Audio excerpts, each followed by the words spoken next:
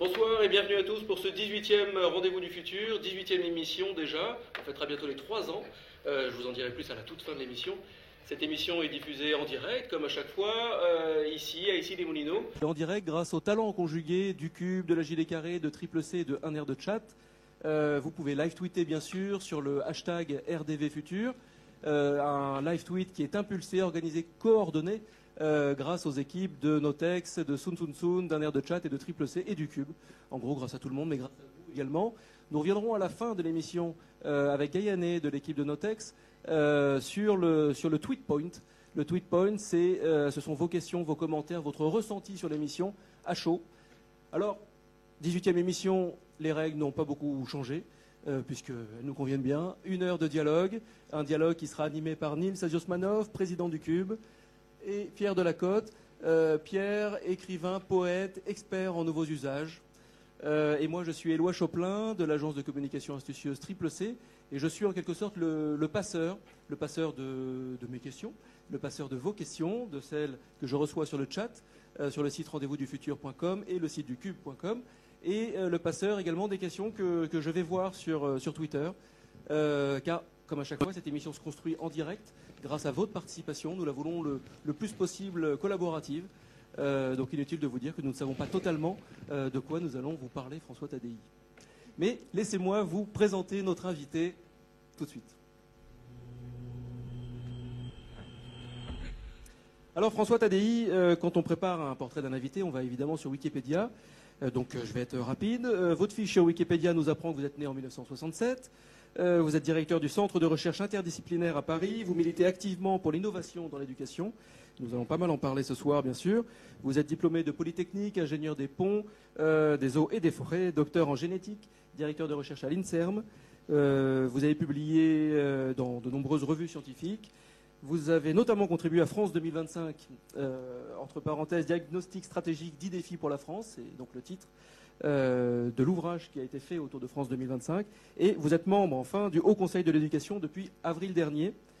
Alors, votre truc à vous, François Tadei, c'est la volonté farouche de transmettre un principe, celui de se remettre en cause. Celui d'apprendre le doute, l'humilité face au savoir, celui sans doute de se remettre à apprendre, de réapprendre à apprendre en quelque sorte, de savoir être constructif dans la critique, de ne pas tout prendre pour argent comptant aussi. Ça m'a pas mal marqué en cherchant un petit peu ce que vous avez pu faire, parce que je considère que c'est un sacré pari sur l'intelligence, sur sa propre intelligence et sur sa vivacité d'esprit. Bref, pour moi, vous êtes un travailleur acharné de l'optimisme constructif et vous nous donnez quelques espoirs devant les temps incertains qui s'annoncent pour les générations futures. Alors, comme j'ai la parole et que je pourrais peut-être la garder pendant de longues minutes, je vais m'octroyer le privilège de la première question. C'est une question qui rebondit évidemment sur l'actualité et sur l'éducation. On parle beaucoup des rythmes scolaires en ce moment. Mais alors moi je m'interroge, je me demande si c'est la bonne manière de prendre le débat. Est-ce que finalement on doit s'interroger sur le volume d'heures ou est-ce qu'on doit s'interroger sur le rôle de l'enseignant et sur ce qu'on met à l'intérieur de ces heures, derrière le pupitre? Vous ne serez pas surpris de m'entendre dire que je pense qu'il faut effectivement réfléchir plus à ce qui se passe dans la classe encore. C'est pas dire que les rythmes scolaires, c'est pas une question intéressante, mais c'est une question qu'on aurait pu se poser au 19e siècle, et d'ailleurs on se les posait à l'époque. Il se trouve qu'il y a des questions qui sont plus spécifiques du 21e siècle et que je pense qu'il serait temps de se les poser, et un certain nombre de pays se les posent régulièrement. Et si on veut que les générations qui sont nées avec ces outils numériques dans les mains puissent en tirer le meilleur profit et aussi éviter un certain nombre des difficultés qui peuvent être liées avec le numérique, il faut, je pense, les accompagner dans ce cheminement. Et donc, il faut former les enseignants à les accompagner. Il faut arriver à développer une autre perspective de l'éducation et de l'apprendre, puisque c'est pas uniquement l'enseignant qui va tout transmettre, puisqu'aujourd'hui le savoir c'est pas uniquement détenu comme c'était au 19e siècle par exemple par essentiellement l'instituteur présent dans les villages. Aujourd'hui la connaissance est accessible d'un bout de doigt à peu près n'importe où, et la question devient plus de la qualité de cette connaissance et d'être capable d'avoir un esprit critique, avoir du recul, être capable de synthétiser cette connaissance, être capable de produire soi-même cette connaissance, de ne pas être simplement un consommateur, mais même un acteur, voire un auteur de la connaissance. C'est une révolution totale pour le rôle de l'enseignant. Donc ça va prendre Du temps. Ça va prendre du temps, mais en même temps, si on regarde bien, quelqu'un comme Socrate disait déjà ce genre de choses il y a très très longtemps. Et donc en fait, et je pense qu'il y a aujourd'hui des enseignants qui sont fondamentalement dans cette optique déjà. Et donc ce qu'il faut, je pense, c'est s'appuyer sur les meilleures pratiques telles qu'elles se développent à la fois en France et à l'étranger, puisqu'on est un grand pays qui représente 1% de l'humanité. Donc si on a 1% des innovations, c'est qu'on remplit notre mission. Et donc ça veut dire qu'il y a a priori 99% des innovations qu'on peut aller regarder à l'étranger et voir si on pense qu'elles peuvent s'adapter au contexte qui est le nôtre. Nils, je te laisse la parole. Alors moi, je vais m'adresser aux spécialistes de l'évolution. On assiste depuis un petit moment dans les médias à un sujet qui monte en puissance. Il y a encore peu, c'était un sujet qui était pris comme un sujet de science-fiction et aujourd'hui, il commence à prendre une tournure de plus en plus réelle. C'est le sujet du post-humanisme. Il y a des scientifiques tels que Ray Kurzweil, par exemple, qui a créé l'Institut de la Singularité financé par la NASA ou Google, donc ça commence à devenir assez sérieux, qui travaille à l'avènement d'un homme-machine immortel, augmenté de nombreuses capacités. Comment vous voyez ces recherches donc sur le post-humanisme et est-ce que vous croyez que l'homme va se transformer en une sorte d'OGM augmenté Comment vous voyez ça? En fait, moi je pense qu'il faut revenir, y compris aux temps les plus anciens pour essayer de se projeter dans l'avenir. Par exemple, Aristote disait qu'il y a 3 formes de connaissance, épistémé, techné et phronésis. Épistémé, c'est la science aujourd'hui, techné, c'est la technologie, et phronésis, tout le monde l'a oublié, mais c'est l'éthique de l'action. Et donc, par rapport à ces avenirs possibles, la question qui se pose, je pense, c'est fondamentalement une question éthique. Et de savoir qu'est-ce qu'on veut pour nous collectivement, pour nos enfants et pour la planète. Et je pense que la technologie, effectivement, permettra de faire toujours plus de choses. Et au bout d'un moment, la question va être de savoir qu'est-ce qu'on choisit de faire ou pas. Et donc, cette éthique de l'action qui est derrière le mot phronésis, je pense que c'est quelque chose sur lequel il faut qu'on réfléchisse tous collectivement. Tout le monde parle de la société de la connaissance, par exemple. Mais cette société de la connaissance, c'est une société anonyme de la connaissance où certaines multinationales possèdent le contrôle de l'accès à la connaissance. Ou est-ce que c'est une société civile de la connaissance dans laquelle chacun est invité à être un acteur de cette société? Et par rapport à ça, est-ce que... je veux dire, la technologie, ça peut être le meilleur et le pire. Vous avez ce très beau livre de Roy Lewis qui s'appelle « Pourquoi j'ai mangé mon père ?» qui parle de la première technologie qui était le feu et qui décrit à quel point elle peut être destructrice, comme elle peut aider à se réchauffer, à se nourrir, à faire un certain nombre de choses, mais elle peut aussi détruire l'environnement ou brûler ses ennemis. Et donc, il y a fondamentalement toute technologie, depuis toujours, pose des questions d'éthique. Et je pense que plus une technologie est puissante, plus elle pose des questions d'éthique. Et aujourd'hui, on a des technologies qui sont toujours plus puissantes et il est plus nécessaire que jamais de s'interroger sur qu'est-ce qu'on veut faire de ces technologies à titre individuel, mais aussi à titre collectif. Puisque l'éthique, c'est pas seulement mon nombril sera-t-il plus beau demain, c'est aussi le rapport entre l'individuel et le collectif, le rapport entre le court terme et le long terme, le rapport entre les impacts locaux et les impacts globaux de décisions que nous pouvons tous prendre. Alors, du coup, là, ça me donne envie de vous poser plein de questions, mais je vais en poser une avant de céder la parole à Pierre.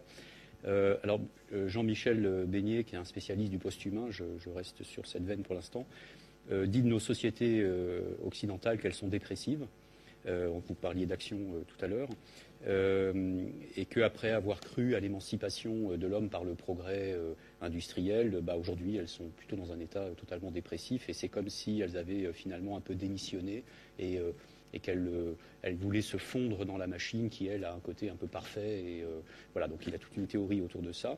Et donc, à l'opposé de cette image un peu triste, vous mettez en avant l'image de ces enfants en Inde qui déploient une formidable vitalité autour d'un mouvement qui s'appelle Virus ICANN.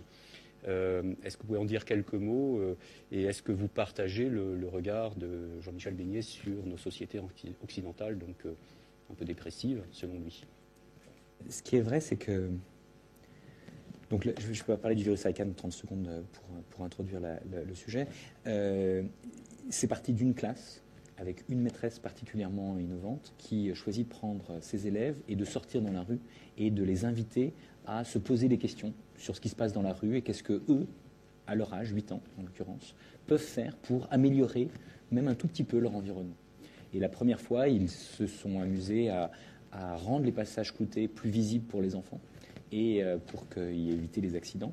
Et puis, donc ils ont peint des petites fleurs et fait des choses de ce genre. Et puis, progressivement, ils ont bloqué l'artère principale de la ville pour la rendre aux enfants le dimanche. Puis, elle a lancé ce mouvement donc, sur toute la ville, puis sur tout l'État, on est en Inde, puis sur l'ensemble du pays. Et ensuite, ce mouvement a franchi les frontières. Et aujourd'hui, on a des enfants qui ont fait des choses extraordinaires. Hein. Ils donnent des prix le jour de l'indépendance, le jour de Gandhi, en fait, en Inde. Et donc, en hommage à Gandhi, il y a des enfants qui ont fait des choses fantastiques. Par exemple, il y a des enfants qui ont lutté contre l'analphabétisme de leurs parents. Il y a des enfants qui ont contribué à lutter contre le travail forcé d'enfants de leur âge. Il y en a qui ont lutté contre la prostitution d'enfants de leur âge. Et je pense que c'est des enfants qui feront forcément des choses intéressantes par la suite.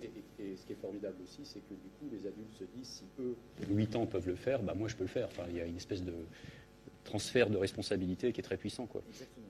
C'est vrai que pouvoir prendre exemple sur ces enfants, c'est forcément quelque chose de très porteur. Et il y a ce beau mot en anglais dont on manque un peu d'équivalent en français, qui est le mot d'empowerment, qui est de rendre la capacité de faire des choses et de donner le pouvoir quelque part à ces jeunes sur leur destin personnel et sur leur avenir collectif. Et les inviter dans ce genre de mouvement, c'est très important. Et c'est vrai que quand on est dans des pays qui ont des croissances de 8 et 10%, comme la Chine ou l'Inde par exemple, on a une vision de l'avenir qui est forcément plus positive, puisqu'on sait qu'on vit mieux aujourd'hui que les générations précédentes. Les Occidentaux et les Français tout particulièrement ne sont pas forcément dans cette perspective-là. Hein, les jeunes Français et même la société française... Dépressif, alors On a non seulement le niveau d'optimisme dans l'avenir est plus faible en France que dans la plupart des autres pays, même occidentaux. Mais en plus, le niveau de confiance qu'on a en soi et dans les autres est plus faible en France que dans les autres pays. Hein, il y a un livre qui s'appelle « La société de défiance » qui décrit bien cet état de fait. Et on est à peu près au niveau de confiance en nous et dans les autres où sont les Russes et les Turcs. Donc moi, j'ai rien contre les Russes et les Turcs, mais on voit bien que leur relation aux institutions dans ce genre de pays n'est pas forcément celle que nous voudrions avoir dans le nôtre. Et pourtant, on en est à ce niveau-là. J'ai envie de réagir sur la question que je vais vous poser à la fin, mais je vais vous la poser tout de suite. C'est d'autant plus paradoxal que la France est la patrie une des patries principales de cette fameuse idée de progrès, avec un P majuscule, avec Condorcet par exemple, qui l'a formalisé. Et donc, est-ce que ce que vous dites me fait penser que c'est l'idée de progrès occidental qui est en train de dépérir, mais d'autres formes de progrès sont en train de naître et finalement de prendre la place avec une vision de l'avenir plus optimiste. Pendant que peut-être quand même le progrès occidental continue à détruire quand même aussi l'Inde et la Chine par sa technologie, par leur réchauffement climatique et autres sujets qu'on connaît bien. Donc est-ce que c'est pas un peu paradoxal que finalement le progrès nous abandonne nous et aille habiter dans d'autres parties de la Terre? Je pense que c'est pas tellement les Lumières qu'il faut remettre en cause, puisque les Lumières étaient profondément humanistes. Mais c'est plus, même s'il faut éventuellement les réinventer et les adapter au fait qu'on est sur une planète finie, etc. Je pense que ce qui est plus embêtant, c'est, en particulier en France, le positivisme dominant, qui a un certain nombre de conséquences négatives que je peux décrire brièvement. Mais l'une des premières, c'est de dire que, en fait, c'était profondément platonicien, c'est-à-dire qu'il y a des idéaux, et les mathématiques permettent de décrire mieux le monde que n'importe quoi d'autre. Et toutes les sciences, plus elles sont mathématisées, plus elles sont nobles. Et donc il y a une hiérarchie fondamentale en France des disciplines, avec les mathématiques, la physique, la chimie, la biologie, les sciences humaines, etc. Et donc on voit ça, et c'est pas vrai dans les autres pays. Les autres pays occidentaux qui croient aussi au progrès, les Américains ou d'autres, n'ont pas cette hiérarchie de penser que les mathématiques, c'est la seule aune à laquelle il faut tout mesurer. Et en France, non seulement on mesure tout à cette aune-là, mais on mesure aussi tous les individus à cette aune-là. D'accord. Responsabilité d'une école comme Polytechnique, par exemple, qui forme un peu des ingénieurs qui nous dirigent ensuite. J'en connais beaucoup d'ailleurs. Je sais pas pourquoi tu parles de Polytechnique, là, comme ça. Vous avez senti la nécessité de faire tout à fait autre chose avec un doctorat de biologie, je crois, sur la génétique. Donc, pourquoi vous avez échappé à cette armée du progrès qu'est Polytechnique? Je pense qu'une des difficultés de nos grandes écoles, il faut comprendre le contexte historique dans lequel elles ont été créées. On fait une révolution, on coupe un certain nombre de têtes, et on a besoin de former rapidement des élites sur des critères les plus objectifs possibles et en faisant des gens les plus compétents possibles. Et là, plutôt que de le faire sur la religion ou sur les textes anciens, on décide de le faire sur les mathématiques et les sciences. Et donc on crée l'école polytechnique, l'école normale dans la foulée. Napoléon transforme l'école polytechnique en une école militaire parce qu'il a besoin d'officiers capables de lui gagner un certain nombre de batailles. Donc c'est ça le contexte historique. Et on est dans un pays essentiellement d'analphabètes à ce moment-là, même si la France, grâce aux Lumières, était déjà en train de se moderniser. 50% des Français savaient lire et écrire à la Révolution, et il a fallu attendre 70 ans pour avoir retrouver le même chiffre. Donc c'est parfois trop peur. Exactement. Et la France était en avance, en particulier sur ce point-là, et c'est pour ça qu'on a fait une transition démographique plutôt que d'autres à ce moment-là. Et ce qu'il faut savoir, c'est que on ne gère pas de la même manière un pays composé de 50% de gens alphabétisés et un pays où plus de 90% des gens arrivent à un niveau d'études équivalent au niveau du baccalauréat, disons. Et aujourd'hui, pour vous donner un ordre de grandeur, quand mon grand-père a passé son baccalauréat, il y avait 10 000 personnes qui passaient le bac en France. Aujourd'hui, il y a 10 000 docteurs chaque année en France. D'accord ? Donc on voit bien qu'en moyenne, il y a une progression de 8 années d'études. Et l'école polytechnique et l'école normale sont toujours au même niveau d'études. D'accord ? Et on ne gère pas de la même manière un pays dans lequel il y a plus de polytechniciens que de docteurs et un pays où il y a plus de docteurs que de polytechniciens. Et ça, c'est un des défauts. En plus, ce n'est pas seulement l'école polytechnique. Ce qu'il faut savoir, c'est qu'il y a une hiérarchie de nos écoles, plus forte que la hiérarchie entre les universités américaines, par exemple. Et à l'intérieur de chacune de nos écoles, il y a un classement d'entrée. Et dans les plus prestigieuses d'entre elles, il y a aussi un classement de sortie. Et moi, je ne connais pas d'autres pays au monde où il y a un classement de sortie dans les filières élitistes. Et donc, ça veut dire que chacun connaît son rang pour la vie dans la société française. Et en plus, c'est vraiment figé par la suite. Et c'est figé, et c'est même... C'est pas seulement vrai des quelques polytechniciens et de leur classement de sortie, c'est vrai, si vous prenez un enfant à l'école primaire, ses notes en CP sont un excellent indicateur de où il en sera en terminale et de où il en sera dans sa vie professionnelle par la suite. Et ça, les corrélations entre l'origine sociale et les capacités des enfants au plus jeune âge et leur réussite et leur insertion par la suite sont plus fortes en France que partout ailleurs. Ça veut dire que tous les pays sont des pays qui ont du mal à gérer les inégalités sociales, mais que nous sommes l'un des pires avec Dubaï. Alors, question, allons plus loin, est-ce qu'il est légitime d'avoir cette fameuse séparation entre littéraire et scientifique au niveau du baccalauréat? Est-ce qu'aujourd'hui on ne doit pas remettre en cause cette fameuse opposition? Je pense que... C'est l'avantage des scientifiques aujourd'hui, puisque le bac C et le bac... Donc, l'un des problèmes, c'est que les gens qui vont vers le bac C, ils vont parce que c'est bien de faire un bac C. Pas parce qu'ils sont intéressés par les mathématiques ou la physique ou les sciences, mais juste parce que c'est la voie royale qui va leur ouvrir un maximum de portes par la suite, quoi qu'ils veulent faire par la suite. Et ça, c'est juste dramatique. Et donc, pour le coup, ils ne font pas les choses par plaisir, ils le font parce qu'ils se sentent obligés de les faire. Et donc, après, résultat, en fait, ils aiment moins les maths que s'ils n'en avaient pas fait, si on ne les avait pas obligés à les faire. Et donc, la probabilité qu'ils retrouvent le plaisir de faire des mathématiques par la suite est quasiment nulle dans un pays comme la France. Donc, en France, il y a en plus donc cette hiérarchie des prépas, etc., et qui pousse les gens à choisir très tôt. On ne peut pas prendre une année sabbatique après son baccalauréat pour réfléchir à ce qu'on veut faire dans la vie. Ce que font beaucoup d'anglo-saxons et dans beaucoup de pays, les Scandinaves et autres. On incite les enfants en leur donnant des bonus pour rentrer dans les filières de leur choix par la suite, s'ils ont su aller voir ailleurs, s'ils ont su s'ouvrir. En France, si vous êtes sorti de la droite ligne, vous êtes systématiquement pénalisé. C'est toi qui gères le timing. Oui, je gère le timing, mais ça tombe bien que tu me redonnes la parole. Parce que je vais poser une question de Merton, qui rebondit pas mal sur Twitter, et qui rebondit notamment, il pose une question avec une société d'anciens, aux mains des anciens plutôt, comment redonner le pouvoir aux jeunes pour relancer la machine? Alors en fait, la question C'est de savoir. Je pense que c'est une très bonne question. Et je pense qu'il y a deux manières de légitimer un parcours. Et la manière classique en France, c'est les diplômes, d'accord, avec tout ce qu'on vient de dire sur ces diplômes. Et puis il y a une autre manière qui est de légitimer les gens en fonction de ce qu'ils ont fait, pas en fonction du diplôme qu'ils ont. Et donc si on a des jeunes qui ont fait des choses extraordinaires, eh bien ils sont tout aussi légitimes que bien des plus anciens qui n'ont pas forcément fait autant de choses extraordinaires. Et on voit bien, c'est ce qui se passe sur Internet. Un informaticien de 14 ans qui est capable de créer des choses extraordinaires a plus de crédibilité sur le web que bien des gens qui ont éventuellement plus de diplômes qu'eux, mais qui n'ont pas la capacité à comprendre les besoins du moment et à s'emparer des outils disponibles et à en créer de nouveaux.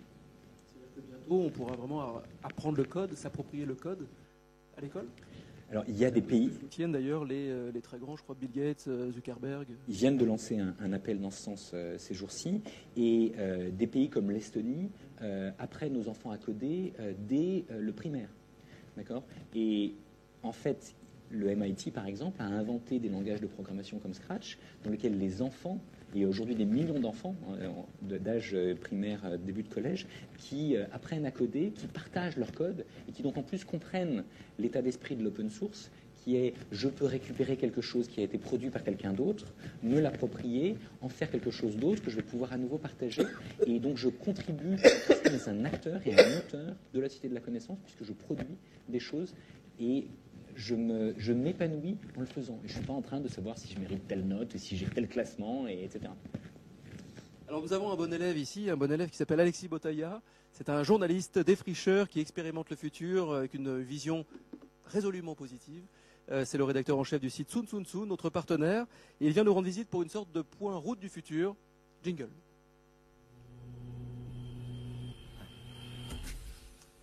Alexis, bonsoir. Alors, on va voguer avec toi sur les routes du futur. Voguons. Et merci pour le bon élève, hein, j'apprécie la remarque. Alors, effectivement, on va revenir sur des petites innovations autour de l'éducation et qui sont porteuses de sens et qu'on a identifiées sur le site de Sun Sun Sun avec l'aide des éclaireurs. La première, je suis assez fier de moi aujourd'hui, Éloi, puisque j'ai pris un cours de neurobiologie ce matin et également de droit international. Et je trouve ça très marrant, non pas que le droit international soit une matière super hilarante, mais tout simplement parce que j'étais dans mon lit en train de bouffer des chips pendant que je suivais ce cours. Tout simplement parce que grâce à coursera.com, le site qui aujourd'hui donne accès à tous les cours du monde gratuitement, on peut effectivement suivre des cours depuis chez soi qui se tiennent aux États-Unis, des cours de neurobiologie, des cours de droit international et les suivre avec les meilleurs spécialistes et les meilleurs profs qui existent aujourd'hui. Ça, c'est né il y a 1 an et demi maintenant. Ça a été lancé au départ avec Stanford, avec l'Université de Penn et avec Princeton.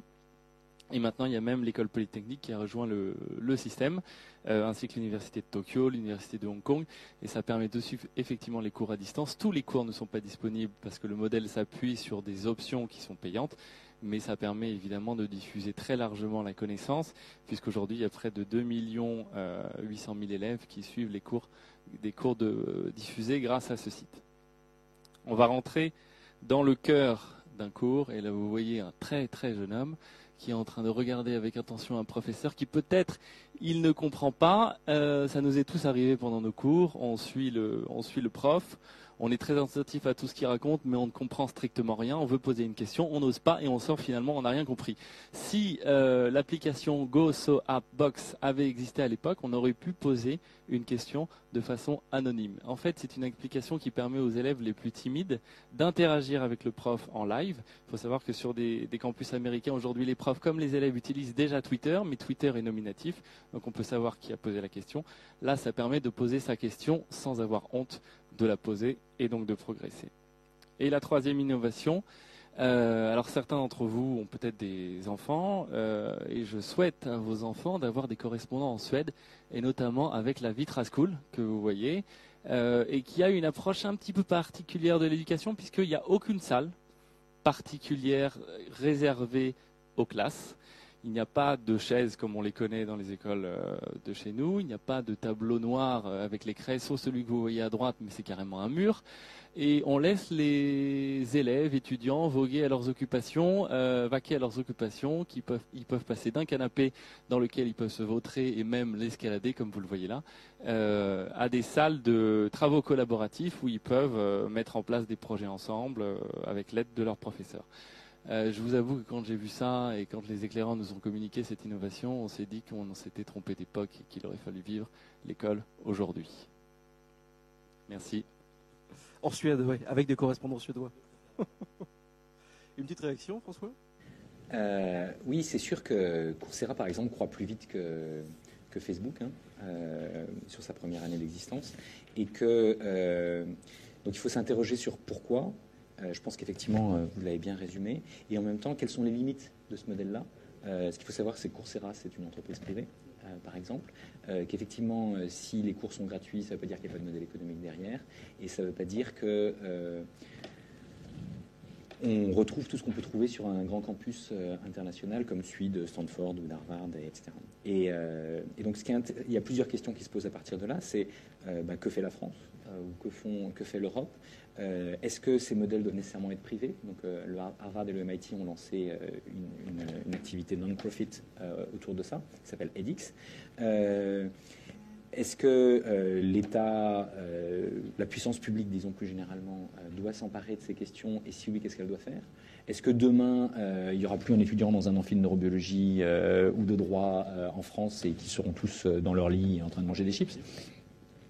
Donc il y a un certain nombre de questions qui se posent là-dessus. Et je pense qu'il faut en particulier réfléchir, je veux dire, si cet attrait, si l'engouement est tel qu'il est, c'est pas par hasard, c'est parce qu'ils apportent quelque chose qui n'était pas là jusqu'à maintenant.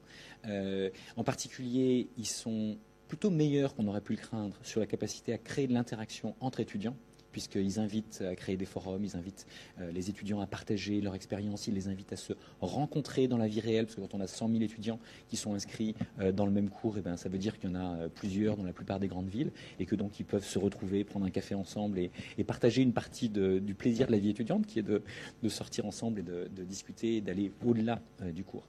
Mais je pense de draguer, par exemple, et plus si affinité. Mais je pense qu'il faut aussi réfléchir à qu'est-ce que ça veut dire pour nos universités. Et nos universités, je pense qu'elles ont besoin de se réinventer par rapport à ça. Et quelle est leur valeur ajoutée aujourd'hui ? Si la seule chose qu'elles font, c'est des cours d'amphi, leur valeur ajoutée n'est pas évidente. Si leur capacité, c'est de créer du lien, d'accompagner les étudiants, de les aider à monter des projets individuels et collectifs, de réfléchir à leur orientation professionnelle, de les aider à trouver des stages dans le tissu local, etc., alors elles peuvent avoir une vraie valeur ajoutée. Mais ça suppose là aussi de réinventer le modèle de l'enseignant qui sait tout et les étudiants qui sont au fond de l'amphi et qui se taisent. Et donc il y a vraiment besoin de travailler là-dessus, mais ça suppose d'accompagner le changement. Et je pense que si la puissance publique doit faire quelque chose, c'est pas nécessairement de décréter qu'on va avoir un nouveau plan calcul, ou enfin, on nous a déjà fait ce genre de truc, généralement c'est obsolète, et puis par rapport à l'activité des startups américaines, on a peu de chances de faire quoi que ce soit de véritablement décisif, mais c'est comment est-ce qu'on accompagne ce changement, et est-ce qu'on réfléchit, est-ce que c'est uniquement un modèle privé par exemple, puisque c'est le cas de Coursera, ou est-ce que c'est un modèle public, est-ce que c'est sur Coursera, sur le modèle de ce qu'on appelle les Massive Online Open Course, d'accord, les MOOC, et le Open, dans ce cas-là, veut dire simplement Open Registration. D'accord ? Or, je pense qu'il est au moins aussi important de se demander si c'est Open Course, au sens où le cours peut évoluer. Est-ce que c'est Open Data, au sens où les données générées par les étudiants sont disponibles pour que les étudiants d'une part et la communauté d'autre part puissent s'en emparer pour faire évoluer les choses ? Est-ce que c'est Open Software, au sens où la plateforme peut évoluer et on peut proposer de nouvelles applications telles que celles que vous nous avez décrites ? Et donc on a vraiment besoin de se poser toutes ces questions-là. Est-ce qu'on se contente de devoir tout apprendre en anglais ? Est-ce qu'on traduit en français ? Est-ce qu'on produit nos propres contenus ? Est-ce qu'on les adapte à nos publics ? Est-ce qu'on réfléchit ? Et c'est qui ces publics ? Est-ce que c'est uniquement un public d'élite qui est capable de comprendre un cours de 3e cycle de Stanford ? Ou est-ce qu'on fait des cours pour les lycéens qui ont des tonnes de problèmes d'orientation dans un pays comme le nôtre et qui arrivent à l'université et ils s'interrogeaient sur est-ce que je fais de la psychologie, du droit, de la médecine ou de l'informatique ? Rien de ça n'est enseigné au lycée. Et donc comment est-ce qu'ils choisissent aujourd'hui ? Ils choisissent s'ils ont des parents qui savent. Et s'ils n'ont pas de parents qui savent, eh ben, ils tirent à pile ou face ou ils font comment. Et donc s'ils avaient des MOOC, par exemple, d'initiation à la psychologie, le droit, la médecine et l'informatique, ils pourraient mieux comprendre ce qu'on attendra d'eux par la suite et décider par rapport à ça. Et donc je pense qu'il y a tout un écosystème fondamentalement à bâtir et un écosystème dans lequel on doit inviter les apprenants à enrichir l'écosystème au fur et à mesure. C'est ça pour moi un écosystème d'apprentissage du XXIe siècle. Je vais vous donner un exemple pour illustrer ce propos. Si vous prenez par exemple des étudiants en train d'apprendre sur un sujet, donc chez nous c'est en biologie, mais nous ce qu'on leur demande, c'est leur contrôle continu, c'est d'améliorer la page Wikipédia en français et éventuellement la page Wikipédia en anglais.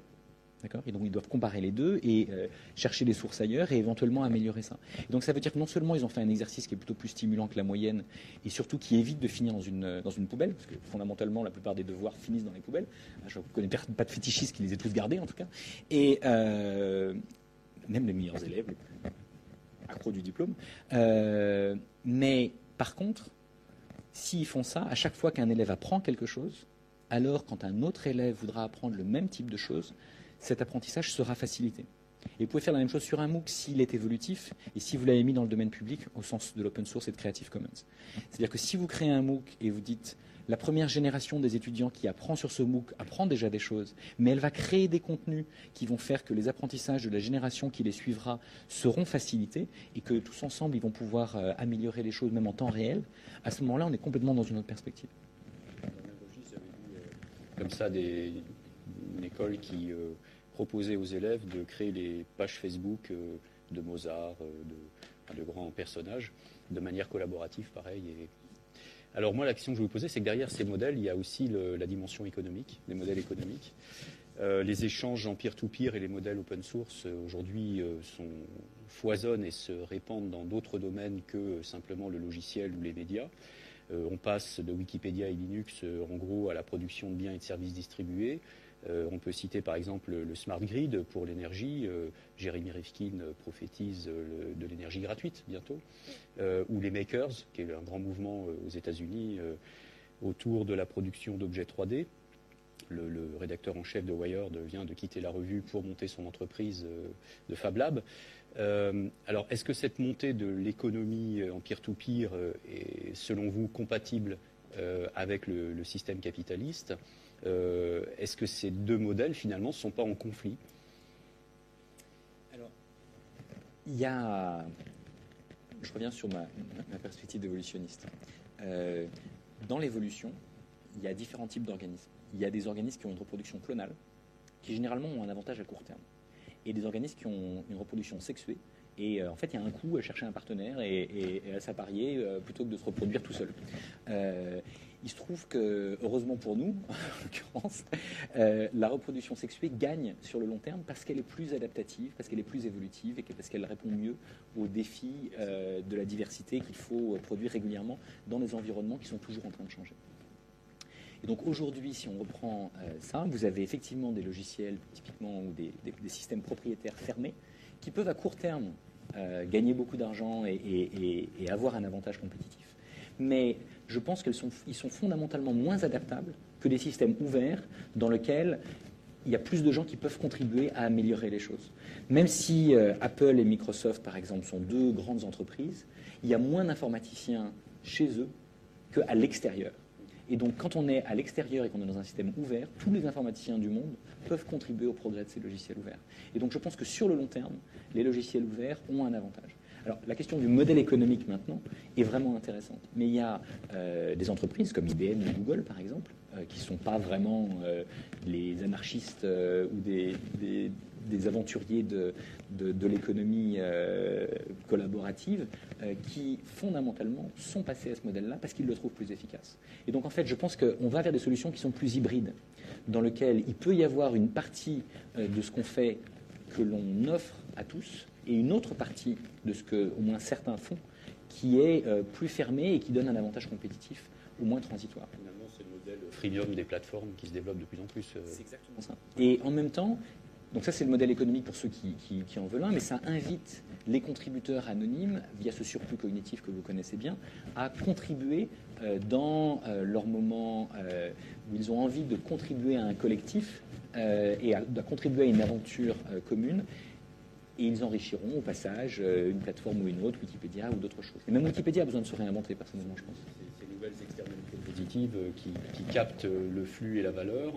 Bon, sauf qu'aujourd'hui, on est quand même encore dans un système où les tenants des plateformes, par exemple, ne repartagent pas trop la valeur. Donc c'est sur le plan économique, j'entends, sur le plan du modèle économique. Je pense que si on regarde, par exemple, le système éducatif, c'est rien qu'aux États-Unis, 1000 milliards de dollars. C'est quand même des budgets colossaux. C'est pas pour rien qu'il y a un certain nombre d'investisseurs de la Silicon Valley qui investissent à tour de bras aujourd'hui dans les entreprises de type Coursera, les startups ou les smart-up, celles qui s'intéressent à l'intelligence. Mais je pense qu'on a besoin de créer des modèles ouverts et la puissance publique qui aujourd'hui dépense ces milliards, en France 60 milliards rien que dans l'éducation, à l'échelle de la planète c'est des milliers de milliards, si on était capable d'inventer un système dans lequel l'enfant apprend mieux et en apprenant mieux, il contribue à produire des connaissances qui seront accessibles à toujours plus de gens. On voit bien qu'on a un modèle économique qui est très différent, dans lequel l'État y gagne parce qu'il forme mieux des individus qui éventuellement un jour payeront des impôts. Et donc on peut inventer un écosystème dans lequel les externalités positives dont vous parlez, la société de la connaissance, ce n'est pas une société anonyme de la connaissance, mais c'est bien une société co-construite dans laquelle chacun peut bénéficier de l'apport de tous. Donc ce que je peux vous faire, excusez-moi, mais juste pour terminer avec ça, le processus compétitif pour vous, il est toujours valide ou est-ce que le coopératif, à un moment donné, prendra, ou le coopératif prendra le dessus sur le compétitif. Enfin, c'est cette logique de l'économie libérale compétitive qui, à un moment donné, bute quand même sur ces logiques de coopération, quoi. Je pense que on verra coexister pendant encore longtemps les deux modèles. Ça fait déjà un certain moment qu'on voit les deux modèles coexister. Je veux dire, les coopératives, par exemple, c'est un concept qui n'est pas du 21e siècle, les associations, etc. Mais ce qui est intéressant, c'est que les modèles de type entrepreneuriat social, par exemple, qui cherchent pas simplement à maximiser la valeur financière, mais en fait la valeur humaine, la valeur sociale, croissent plus vite que n'importe quel autre secteur d'activité quand on regarde à l'échelle de la planète. Donc ça, c'est profondément intéressant. Et c'est vrai que par ailleurs, le modèle qui cherche qu'à maximiser le profit à court terme passe à côté d'externalités négatives, comme la pollution, comme la dégradation de l'environnement, comme les problèmes climatiques, comme les problèmes de santé publique, par exemple, et va se retrouver confronté à un moment donné, un refus des citoyens d'aller plus en avant parce que ça n'est tout simplement plus crédible. Et donc, et c'est vrai que si on implique les plus jeunes dans cette réflexion, et donc on revient sur ces questions éthiques fondamentales, et ces questions de court terme et de long terme, d'individus et de collectifs, de local et de global. Ça, c'est vraiment la phronésis d'Aristote. Et c'est pour ça que je pense qu'il y a à la fois des choses qui sont fondamentalement différentes aujourd'hui, et il y a des choses qui remontent à Socrate et Aristote. Justement, tous les aspects de collaboration, de coopération entre les âges, entre les cultures également, on en a beaucoup parlé évidemment la dernière fois avec Patrick Vivray. Et alors Patrick Vivray, on a abordé le thème de l'adaptation nécessaire, sinon on tombe. Il nous cite une phrase, on va la regarder, il nous cite une phrase de John Stuart Mill, et on va le regarder et on en parlera juste après.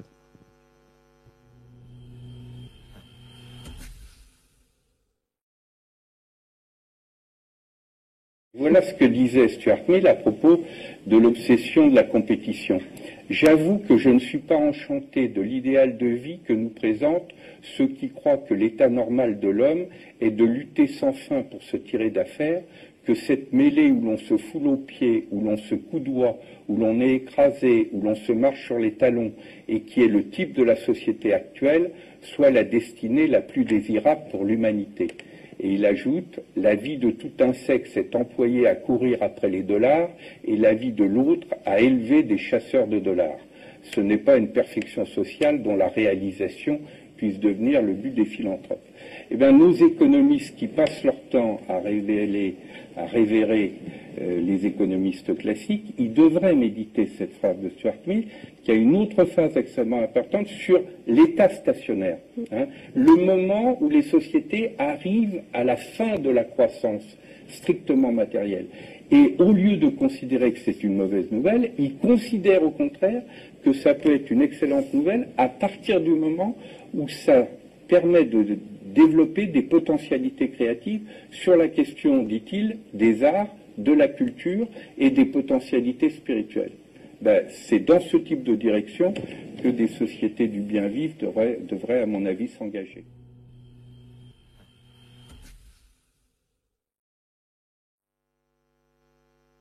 Retour en plateau, du coup, après cette séquence de Patrick Vivray. Comme nous sommes en direct, je préfère vous le dire, chers amis internautes. Vous avez eu le son, nous ne l'avons pas eu ici. Donc François Tadei ne l'a pas eu. Mais du coup, je laisse Niels rebondir sur cette séquence de Patrick Vivray pour vous faire réagir derrière. En fait, je vais le citer, Patrick Vivray. Vous avez parlé tout à l'heure du court terme et du long terme. Alors, une étude réalisée par 22 chercheurs appartenant à une quinzaine d'institutions scientifiques internationales ont publié dans la revue Nature en juillet dernier une étude qui dit que les écosystèmes de la planète pourraient connaître un effondrement total et irréversible d'ici 2100. Donc, le philosophe et essayiste altermondialiste Patrick Vivray, qui était notre invité, vous l'avez vu récemment, dit que ce qu'il faut sauver, ce n'est pas la planète. En fait, c'est une erreur c'est l'arbre qui cache la forêt. Ce qu'il faut sauver, ce n'est pas la planète, c'est l'humain. L'idée étant que la planète, elle, de toute manière, elle était là bien avant l'humain et qu'elle sera là bien après. Donc, première question, est-ce que vous êtes d'accord avec cette vision que l'homme, finalement, n'est peut-être qu'un accident de parcours de la nature, comme les dinosaures et comment réagir à cette étude, enfin, en tout cas, comment inverser la tendance? Donc, ce qui est sûr, c'est qu'il n'y a pas d'espèce qui soit immortelle et qu'il y a un certain nombre d'extinctions plus ou moins massives qui se sont produites au cours de l'histoire de l'évolution de la planète et qu'aujourd'hui, la vitesse d'extinction des espèces est accrue de par l'activité humaine et les écosystèmes sont effectivement toujours plus fragilisés par les activités humaines et que, vu la complexité des écosystèmes et des interactions, en détruisant une partie de ces écosystèmes, nous mettons en danger notre propre survie. Ça, je pense que c'est vrai et en tant que biologiste et de l'évolution, j'en suis intimement persuadé.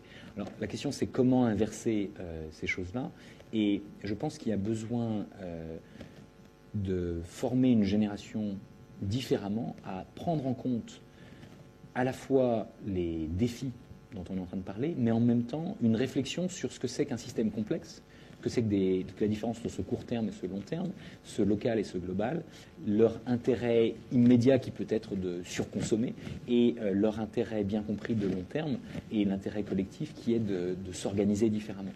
Et donc je pense que ça peut se pratiquer à différentes échelles et à différents âges. Et c'est vrai que si le système éducatif est basé uniquement sur la compétition, il y a peu de chances pour qu'on comprenne ces valeurs de partage et le fait qu'on est tous sur le même bateau. Si on monte des projets collectifs et que parmi ces projets collectifs, on a des projets dans lesquels on s'implique dans son environnement pour mieux le connaître et éventuellement éviter qu'il ne se détériore, voire contribuer à ce qu'il s'améliore, c'est très important. Par exemple, si les enfants sont impliqués dans un projet dans lequel ils peuvent cartographier la biodiversité autour d'eux, ou le climat autour d'eux, ou la pollution autour d'eux, et qu'ils peuvent ensuite partager les données qu'ils vont produire avec d'autres enfants tout au long de la planète, alors ils vont pouvoir se rendre compte que progressivement la biodiversité est menacée et ils vont pouvoir se dire mais en fait quand on contribue à diminuer la pollution de la rivière qui est à côté de nous, alors en fait on contribue au moins à notre échelle à essayer de restaurer les choses et ils se mettent dans une autre optique, dans une autre dynamique. Est-ce que je peux vous faire réagir sur une information que j'ai eue sur Internet ce matin ou hier? C'est l'université de Duke aux États-Unis qui est en partenariat avec l'université brésilienne, est arrivé à relier le cerveau de 2 rats à distance. C'est-à-dire que le premier rat a appris que quand il faisait telle action, il était récompensé par de la nourriture ou de l'eau, et avec des électrodes et une liaison à distance. Le deuxième rat, apprenait à faire la même chose. C'est-à-dire parce qu'il voulait aussi la récompense, eh bien, il avait compris plus vite et très rapidement, comme le premier, il avait la même intelligence que le premier. Alors ça, c'est à la fois effrayant. En même temps, le but du jeu, c'est que demain, peut-être des personnes handicapées puissent utiliser un cerveau autrement, en interagissant avec leur... Alors, qu'est-ce que ça vous inspire, tout simplement, cette actualité sur les deux rats qui fonctionnent à distance de la même manière? C'est effrayant ou c'est rassurant? Alors, en fait, on n'est pas obligé d'opposer les deux visions. Il y a des choses qui sont fondamentalement intéressantes parce qu'on a l'impression qu'on comprend mieux ce que c'est que le cerveau, comment il fonctionne et qu'on va peut-être pouvoir fonctionner de manière plus collective demain. Donc, il y a des choses dont qu'on peut espérer. Ce qui est effrayant, c'est la possibilité de manipuler quelqu'un à distance. Je pense que c'est ça qui nous ferait tous peur. Ce qui est vrai, c'est que ce genre de recherche a permis effectivement à des handicapés de piloter des bras robotisés et leur permettre de boire leur café alors qu'ils n'en avaient pas bu pendant toute leur vie, tout seul. Donc on voit qu'il y a des choses qui peuvent apporter. Et donc je pense que pour revenir à une des questions que vous posiez au début sur l'homme augmenté quelque part et le post-humain, la question c'est est-ce qu'on cherche à corriger des défauts, des pathologies, des handicaps, ou est-ce qu'on cherche à toujours augmenter, et si oui, quoi et est-ce qu'on cherche à augmenter la créativité, est-ce qu'on cherche à augmenter notre capacité à l'empathie, à l'échange, ou est-ce qu'on cherche à améliorer notre capacité à courir un 100 mètres toujours plus vite ou à réaliser des exploits de je ne sais quelle nature? L'interdisciplinarité, c'est votre cheval de bataille. Vous en parlez énormément.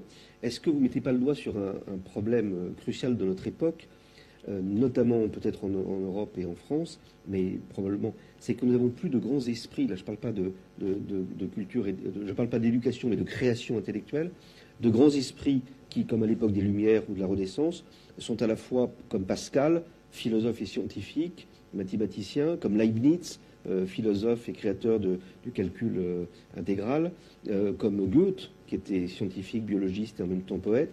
Est-ce que ce n'est pas ces grands esprits de synthèse dans la création intellectuelle qui nous manquent aujourd'hui? Alors, je pense que on a besoin de gens qui s'intéressent à ces différentes dimensions de l'humain et de la connaissance. Je pense que ça, c'est très important. Et on peut effectivement soit contribuer, si on est en compétition les uns avec les autres, en s'hyper spécialisant, peut-être qu'on arrivera à être le meilleur dans un micro-sous-domaine et que c'est une partie des règles du jeu d'aujourd'hui qui sont en train de s'appliquer. Par contre, moi, ce que je dirais, pour revenir encore une fois à des philosophes grecs, c'est que c'est un peu le mythe de la caverne. Si vous regardez cet objet uniquement sous cet angle-là, vous allez en voir très peu de choses. Si vous commencez à le regarder sous ces différents angles et vous commencez à vous rendre compte de la manière dont on s'en sert, vous allez pouvoir voir une complexité, une richesse beaucoup plus intéressante. Et moi, j'ai l'impression en fait que chaque discipline est en fait dans une caverne. Elle a appris à regarder le monde avec des outils toujours plus précis, mais uniquement sous un certain angle. Si vous êtes capable de créer un regard interdisciplinaire, un dialogue entre des gens formés à utiliser différents types d'outils, alors ils vont pouvoir voir cet objet sous différents angles, ils vont pouvoir mieux le comprendre. Et c'est vrai d'un objet aussi trivial que celui-ci, mais c'est aussi vrai d'objets beaucoup plus complexes, comme les problèmes de développement durable, les problèmes de réchauffement climatique et tout ça. Et donc ça, je pense que c'est extrêmement important. Mais ce qu'il faut aussi apprendre à faire, c'est éviter d'hiérarchiser ces disciplines, parce qu'autrement, il y en a qui vont vous regarder de haut et d'autres qui vont penser qu'ils n'ont même pas le droit à la parole. Donc on a besoin d'accepter toutes les formes d'intelligence, toutes les disciplines, et il y a un proverbe japonais que j'aime bien qui dit « Aucun d'entre nous n'est plus intelligent que l'ensemble d'entre nous ». Et je pense qu'en fait, aucune discipline n'est plus intelligente que l'ensemble des disciplines. Si on sait combiner ces regards, alors on ne va pas voir seulement une seule perspective, on va être capable de l'enrichir. Et les perspectives scientifiques, artistiques, philosophiques, on va pouvoir les articuler pour mieux comprendre les défis et pour mieux les relever. Très bientôt à la fin de cette émission, ça passe super vite. Ça fait une vitesse. Non, c'est que c'est passionnant. C'est que c'est passionnant. Le dernier chapitre de cette émission, c'est le chapitre, c'est ce que j'appelle le Tweet Point. Le Tweet Point, c'est en collaboration avec Notex. Notex est un réseau d'explorateurs des communautés créatives et innovantes. Et Gaïané revient avec nous en cette fin d'émission pour savoir ce qui s'est dit, pour rebondir sur vos commentaires sur Twitter et sur le chat également, et sur le hashtag RDVF et le hashtag RDV Futur, parce qu'il y a eu une petite incompréhension de ma part sur le hashtag. Allons-y pour le jingle.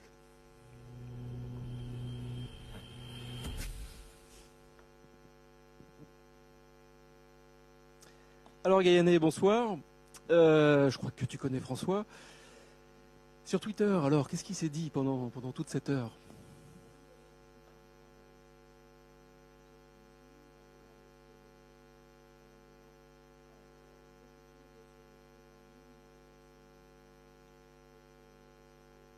Ouais, excuse-moi Gaïané.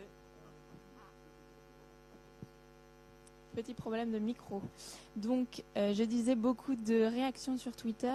L'éducation intéresse beaucoup de gens et beaucoup se parler autour des MOOC, des fameux cours en ligne et de la place encore du physique. Est-ce qu'on en a encore besoin? À quoi ça peut servir? Il y a eu aussi quelques questions sur la capacité des enseignants à intégrer en fait les innovations dont tu parlais, François. Et une autre question que j'avais aussi envie de te poser, qui était, tu as parlé au début des 3 formes de connaissances. Est-ce que tu vois une manière d'articuler les 3 et comment? Alors, donc l'importance du physique. Je pense qu'on est des êtres de chair et de sang, et donc on a besoin de physique, et on a besoin d'interaction et de chaleur humaine, et probablement qu'on en a plus besoin que jamais, parce que justement il y a cette tentation qu'on a tous de plonger dans ces univers numériques, et à un moment donné on voit bien qu'il nous manque quelque chose. Et donc je pense qu'on a vraiment besoin...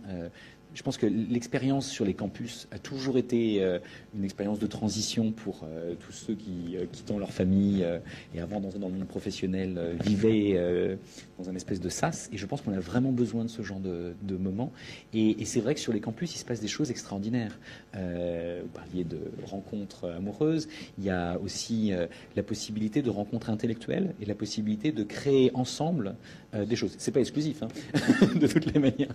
Mais et donc je pense qu'on a besoin de ça, et arriver à créer des lieux qui soient fondamentalement des lieux de convivialité, que ne sont pas forcément les amphis par défaut, d'accord, mais arriver à créer des lieux qui invitent, comme on l'a vu tout à l'heure, des jeunes à se rencontrer, à discuter ensemble et à monter ensemble des projets, et à leur donner accès dans ces lieux privilégiés que peuvent être les universités à des matériels qu'ils ne verront pas forcément partout ailleurs. Ça peut être intéressant. Typiquement, les laboratoires, je pense qu'il faut les multiplier. Je pense qu'il faudrait avoir des Fab Labs dans toujours plus de lieux. Mais c'est quand même des lieux qui, pour l'instant, sont des lieux privilégiés. Et donc, et je pense que demain, certaines formes de Fab Labs se démocratiseront, mais qu'il y aura toujours des formes de Fab Labs, disons, qui seront plus chères, plus expérimentales, et qui se trouveront dans des lieux particuliers dans lesquels il faudra pouvoir se retrouver pour, ensemble, construire quelque chose. Donc ça, c'est un point important. Après, le point que tu soulevais. Il y en avait un qui était aussi comment du coup les enseignants pouvaient intégrer tout ça. Je pense que les enseignants se doivent d'accompagner cette démarche. Et je pense qu'un enseignant qui est à l'écoute de ses étudiants, qui ne prétend pas savoir tout ce qu'ils ne sont pas, qu'ils ne savent pas, mais qui... moi, j'ai appris plus de mes étudiants que je ne pense que je ne leur ai enseigné. Et donc, si on est dans cette co-construction, ça ne veut pas dire que l'enseignant, il n'y a pas des choses qu'il sait que les étudiants ne savent pas. Il peut avoir plus de recul, il peut avoir une certaine démarche, il peut savoir ce que c'est que l'esprit critique, l'esprit de synthèse, il peut les accompagner dans une zone de transition qui ne sont pas forcément faciles à faire parce que le monde est complexe et il a plus d'expérience qu'eux. Donc ça, je pense que c'est l'apport de l'enseignant. Ce n'est pas le savoir brut. Le savoir brut, tu vas le trouver ailleurs. Et tu avais une question plus personnelle? La dernière, c'était justement la capacité à articuler les 3 formes de connaissances que tu citais au début. C'est clé. Mais je pense que, par exemple, si on veut comprendre la différence entre le court terme et le long terme, on a besoin d'une approche scientifique. Parce que comment s'enchaînent les boucles de rétroaction pour amener à des points de bascule, etc., c'est des choses de l'ordre de la théorie du chaos, de la théorie des réseaux. On a besoin là de connaissances scientifiques poussées. Et donc, je pense que même si on voulait tous agir pour le meilleur, si on n'avait aucune connaissance scientifique, on n'y arriverait pas. Et si on n'était pas capable de comprendre en quoi la technologie peut nous aider à avancer dans certains cas et au contraire dans d'autres à aller dans le mur, on a besoin de ça. Et donc on a besoin d'inventer des technologies qui sont plus durables, qu'il est plus facile de s'approprier, qu'il est plus facile de modifier pour l'adapter aux besoins des individus, des collectifs, du local et du global. Et ça, je pense que c'est essentiel. Donc je pense qu'il faut donner des exemples et pour illustrer ça, parce qu'autrement ça a l'air un peu théorique. Mais on peut, par exemple, citer T.S. Eliot. T.S. Eliot disait « Où est passée la sagesse qu'on a perdue dans la connaissance? Où est passée la connaissance qu'on a perdue dans l'information ?» Et aujourd'hui, tu pourrais rajouter « Où est passée l'information qu'on a perdue dans les données ?» Et il y a toujours plus de données partout, et on est tous un peu noyés là-dedans, et il y a cette espèce d'espoir qu'un jour, le grand Google ou je ne sais qui va venir et prendre toutes ces données, comprendre l'intégralité et nous dire ce qu'on doit faire. Honnêtement, moi, ça ne me fait pas très envie. J'ai plutôt peur de ce genre de futur. Par contre, si on apprend tous à ce que c'est qu'une donnée, comment est-ce qu'elle est produite, comment est-ce qu'on peut la transformer en une information, comment est-ce que cette information on peut la transformer en une connaissance, et cette connaissance, si ce n'est en sagesse, du moins en éthique, partagée et discutée collectivement, je pense qu'on a beaucoup plus... Résolument favorable à l'open data plutôt que... Je suis non seulement favorable à l'open data, bien sûr, mais ça va plus loin que ça. Ça veut dire qu'il faut apprendre. C'est pas parce que les données sont disponibles, il faut qu'elles soient disponibles, mais c'est pas parce qu'elles sont disponibles qu'on sait quoi en faire. Je prends par exemple, pour illustrer ce point, il y a eu un nuage radioactif que les douaniers français ont su arrêter après Tchernobyl, chacun le sait. Donc il y avait des données qui n'étaient pas très open à l'époque. D'accord. Quelques années plus tard, un autre nuage radioactif nous arrive, après avoir fait le tour du Pacifique, passé par-dessus l'Amérique du Nord et l'Atlantique, et arrive chez nous. Et on nous dit, les données sont publiques, ne vous inquiétez pas, tout va bien. Le nuage est là, mais il n'est pas dangereux. Alors vous avez la donnée et vous croyez l'information ou vous ne la croyez pas. D'accord. Et vous êtes un parent japonais et vous devez donner des sushis ou autre chose à vos enfants, et on vous dit vous pouvez y aller, il n'y a pas de problème, comme on a dit aux parents français, vous pouvez donner des champignons ou des choux-fleurs à vos enfants après Tchernobyl, il n'y aura pas de problème. Et on sait tous qu'aujourd'hui il y a eu des problèmes. Et donc quand on sait que l'information, il y a plus de radioactivité qu'hier, se transforme en une connaissance, est-ce qu'il est sain ou pas de donner à mes enfants tel ou tel type de nourriture qui vient de tel ou tel type d'endroit? On a besoin d'apprendre à... Et donc les Japonais... Donc les données, il faut avoir les données, mais par exemple les Japonais ont inventé en DIY, en do-it-yourself, ils ont fabriqué eux-mêmes des compteurs Geiger, d'accord, donc des systèmes pour mesurer la radioactivité. Donc au moins ils avaient les données et c'était les leurs. Ensuite ils pouvaient apprendre à les comparer à d'autres données et se dire tiens il y en a plus qu'hier, donc il y a une information, il y a bien une contamination. Et à partir de là la connaissance c'est est-ce que cette information, est-ce qu'on atteint un niveau de radioactivité qui est dangereux pour la santé ou pas? Et là, il y a besoin de comparer un certain nombre de publications scientifiques et de relier cette information brute à des connaissances venant d'autres disciplines. Seuls les experts peuvent le dire, c'est-à-dire le commun du mortel, non. Pas. Aujourd'hui, non, mais le commun des mortels devrait avoir accès non seulement à l'open data, mais aussi aux publications scientifiques ouvertes pour se rendre compte par lui-même lorsque le problème le concerne particulièrement. Je donnerai juste un exemple pour illustrer ça. Pour finir, j'ai une amie qui a appris que 2 de ses enfants avaient la même maladie génétique. À l'époque, elle n'avait aucune formation scientifique. Et elle a cherché autour d'elle de l'aide, elle n'en a pas trouvé. Aujourd'hui, elle a créé un réseau et elle est l'auteur de 60 publications scientifiques sur la maladie de ses enfants. Et donc, elle est passée du commun des mortels à un niveau d'expertise qui lui permet de discuter avec les meilleurs experts parce que ce problème est au cœur de sa vie. Je vais vous demander de me donner le micro. Ce serait dommage que nos amis internautes ne m'entendent pas. Cette émission donc est maintenant terminée. Merci beaucoup François d'avoir joué le jeu de cette émission, de ce rendez-vous du futur. Merci à tous ceux qui ont rendu cette émission possible, la JD Carré, le Cube, Triple C et un air de chat. Merci à nos partenaires médias, Sun Sun Sun, Notex et Arte Créative. Prenez vos agendas, j'ai quelques actus à vous donner. Il y a le prix Cube. Je vous invite donc à aller sur le site du Cube, le site du Cube.com, lecube.com, et vous saurez tout sur le prix international sur la jeune création en art numérique. Niels, peut-être que tu peux en dire un petit mot sur le prix. Ah oui, pardon, j'ai un micro. Le prix qui a lieu fin mars. Oui, donc ça va donner lieu à une exposition. Donc il y a eu un appel à projet international. On a reçu beaucoup de projets. Il y a 5 projets qui ont été nominés, comme on dit, et il y aura un prix qui va être remis, une dotation de 10 000 € qui va être remis donc à un des artistes. Il y a un jury qui va se réunir, et ça va donner lieu à une exposition à l'espace Saint-Sauveur, à Issy-les-Moulineaux, un très joli espace. Et donc la date, si tu peux la rappeler, je l'ai plus. Du 27 mars au 31 mars, donc à l'espace Saint-Sauveur à Issy-les-Moulineaux. Vous en savez plus évidemment sur le site du Cube. Merci Nils. Autre actu d'ailleurs du Cube, le Cube lance son e-book. L'e-book du Cube, donc avec une préface de Jacques Attali. Pareil, vous aurez toutes les informations sur le site du Cube. Nous suivrons attentivement la semaine digitale qui va se passer à Bordeaux fin mars. Nous allons notamment beaucoup parler de l'open data et ça va être passionnant. Et nous vous donnons rendez-vous le 8 avril prochain pour un prochain rendez-vous du futur. Cette fois-ci avec Mercedes Serra, présidente fondatrice du groupe BETC. Un rendez-vous qu'il ne faudra pas manquer. Et allez, comme je suis en forme, un dernier scoop, une dernière info. Le 18 juin prochain, notez-le bien, nous fêterons, et donc vous êtes tous invités, nous fêterons les 3 ans de cette émission interactive, de cette émission qui explore le futur avec des vigies de notre époque. Et nous fêterons cet anniversaire notamment avec notre parrain. Il était là à la première émission, il sera là à la 20e, c'est donc Joël de René. Il sera là au Cube, à Issy-les-Moulineaux. En attendant aussi, Joël. En attendant, nous restons en contact sur le site, sur les sites et sur les réseaux sociaux. À bientôt. Bonne soirée. Merci.